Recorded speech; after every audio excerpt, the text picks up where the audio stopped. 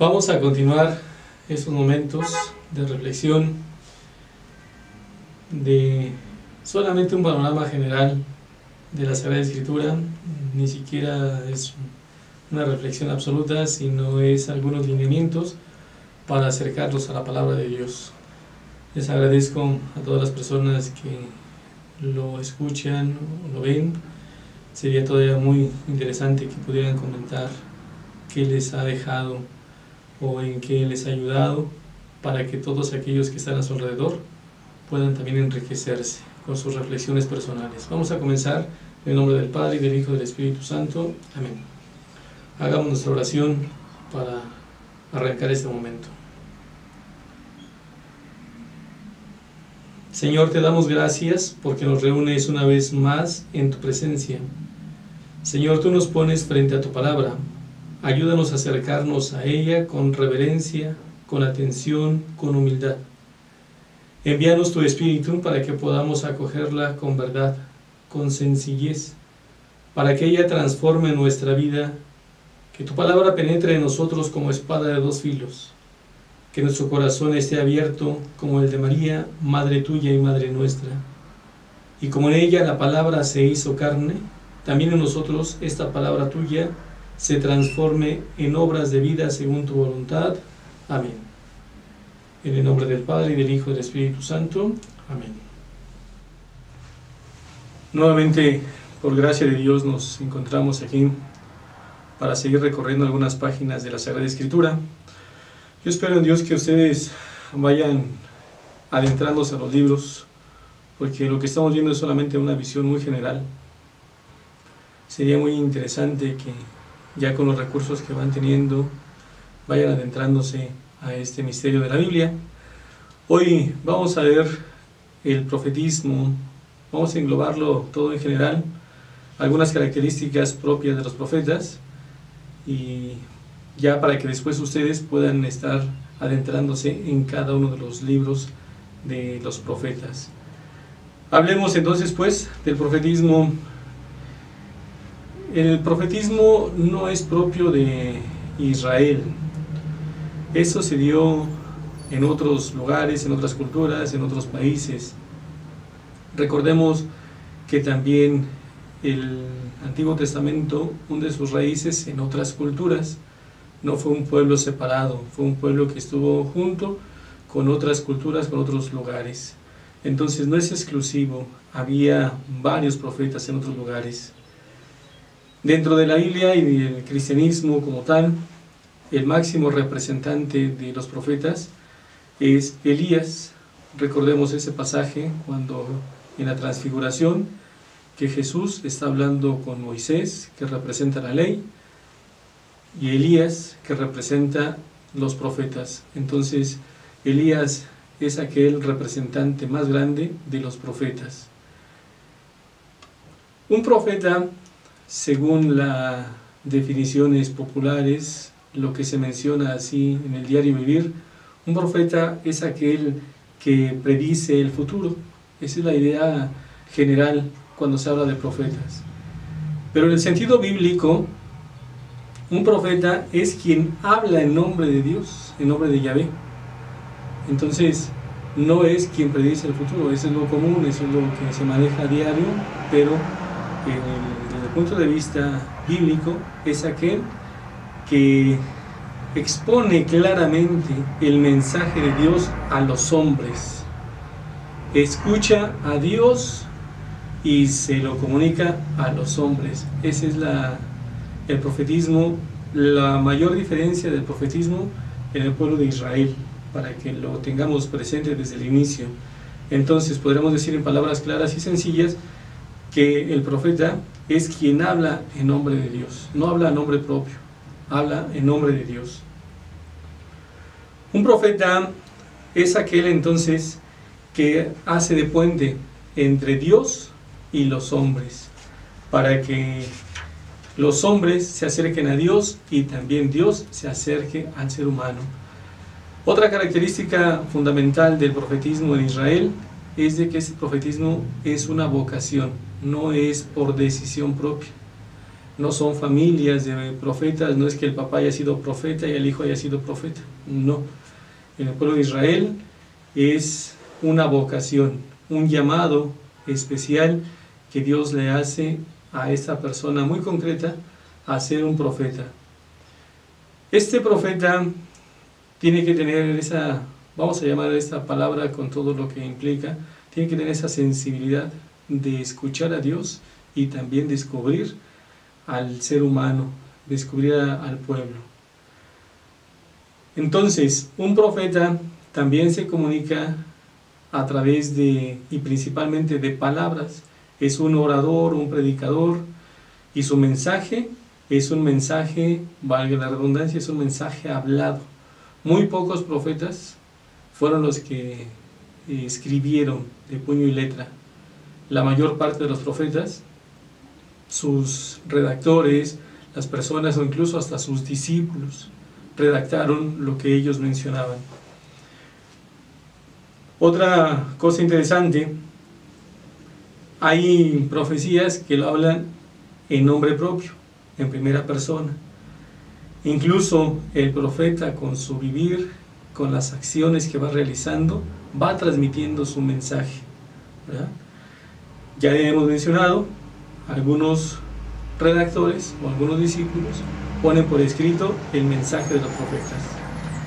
Entonces, ya al momento nosotros de leer esas profecías que aparecen en la Sagrada Escritura, nos encontramos con algunos problemas. Problema de lenguaje, problema de cultura, problema de expresiones que aún en ese momento para sus oyentes no fue tan fácil, mucho menos ahora que ya estamos en otra cultura, en otro tiempo. Entonces, por eso tendríamos que recurrir con mucho cuidado cuando se abordan las profecías. Entonces, incluso a Moisés se le consideraba como un profeta. Pero aquí cabe entonces distinguir cómo es un verdadero profeta de un falso profeta. O todavía mejor, creo yo con precisión, un profeta en el tiempo de Israel, un profeta que Dios ha elegido a un profeta de otras culturas. Porque hablemos ahí cuál es el sentido que se le da a las palabras. ¿Cómo se consideraba antes un profeta? Como un nabí. Un nabí, una de las definiciones, es un vidente. Incluso en la Biblia encontramos a profetas o nabí de Baal. La definición que aquí maneja este autor, un nabí es un hombre poseído por un espíritu que entra en trance y queda fuera de sí mismo. Eso es a nivel general, según esa definición. Pero podemos entonces considerar nosotros cuál es la diferencia, o será así que Dios poseía a esos profetas y les comunicaba su mensaje. No, no era así de esa manera. A través de muchos comentarios, a través de experiencias, a través de su propia vida, ellos captaban lo que Dios quería comunicarle al pueblo de Israel. Bien, otros criterios para considerar cómo se daba esta relación del profetismo en Israel.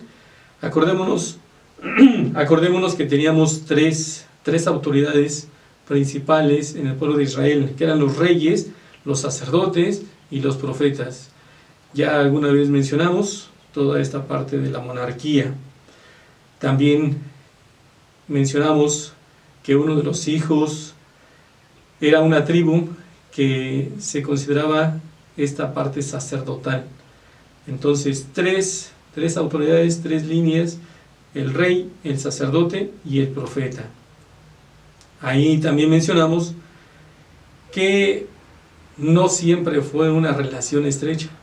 De repente fueron antagónicos. ¿Cuál era la función del sacerdote? El sacerdote presidía el culto. El rey representaba a Dios, pero el profeta calificaba las acciones emprendidas También incluso estaba en contra del culto cuando este culto no estuvo en sintonía con lo que Dios proponía. Entonces, se podía elegir a los sacerdotes. Ya mencionamos toda esta tribu de Leví.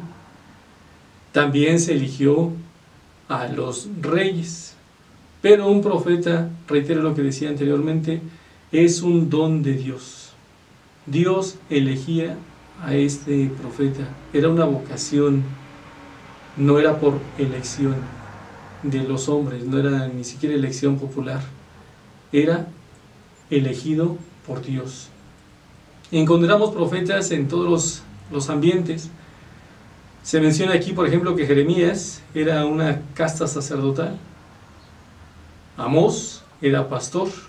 Miqueas, agricultor.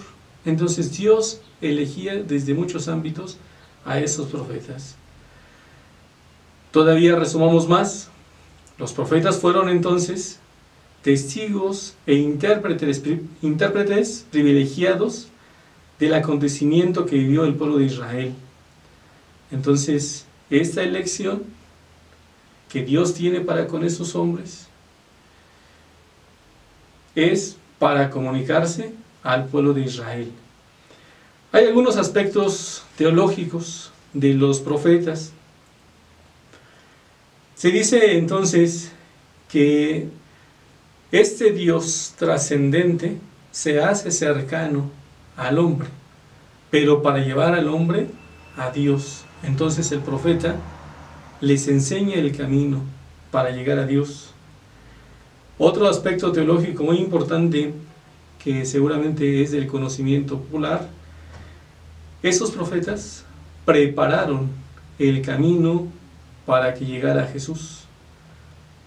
Cuando llegó el momento, se menciona incluso que Juan el Bautista es el último de los profetas, porque esa es una de las misiones también muy importantes, preparar ese camino de Jesús, para que llegara ese cumplimiento de todo lo que se mencionaba, o todo lo que se mencionó en los profetas del Antiguo Testamento, en Jesús tiene su cumplimiento. Por lógica, no solamente les mostraba el camino moral, sino también y sobre todo les enseñaba el camino espiritual, para que estuvieran preparándose para cuando llegara el Mesías. Un auténtico profeta, entonces, es aquel que realiza lo que Dios le ha mandado, aún, aunque lo vamos a mencionar más adelante, aún con su propia vida. Un profeta anuncia y denuncia también lo que Dios le quiere comunicar a su pueblo. Y esta doctrina entonces tiene que estar en conformidad con lo que Dios le está mandando, no lo que el profeta quiere anunciarle, ni tampoco lo que el pueblo quiere escuchar. Eso es algo muy importante que a mí me ha llamado la atención. No es el profeta que le endulza el oído a la gente y le dice lo que quiere escuchar, porque entonces, si hubiera sido así, muchos profetas hubieran salvado su vida. Sin embargo, sabemos que una gran mayoría de los profetas fueron perseguidos, fueron violentados, y una gran mayoría también fueron asesinados. ¿Por qué? Porque pareciera que estaba en contra de lo que el pueblo quería. Pero esa era la misión muy importante del profeta. También este profeta, su vocación, si es de Dios, no es él mismo quien se tiene que comunicar, es otro que le da el mensaje, ese otro con mayúsculas, como lo menciona aquí este autor, es otro con mayúsculas. Ahora, la misión del profeta entonces la recibe de otro con mayúsculas. Si pudiéramos meternos en esa dinámica del profeta mismo, lo que le pide Dios parece que está fuera de toda una realidad. Esos profetas no tuvieron la vida tan fácil, porque incluso ellos mismos quizá querían una cosa, pero Dios les estaba pidiendo otra completamente. Ahí podemos reconocer entonces el valor tan grande de estos profetas que fueron dóciles a las inspiraciones de Dios y con su propia vida dieron ese testimonio de ese encuentro, de ese otro, y seguramente no fue tan fácil para ellos. Sin embargo, esta misión Dios lo lleva a su plenitud. Por eso el profeta defiende la ley, defiende esa ortodoxia de la ley, lo que ya se ha mandado. Pero sabemos también, como Jesús nos dijo, no es la ley por la ley, sino la ley que orienta los caminos y los pasos para llegar a Dios. Algunas otras consideraciones que ya serían quizás repetitivas, pero que vale la pena mencionarlos nuevamente.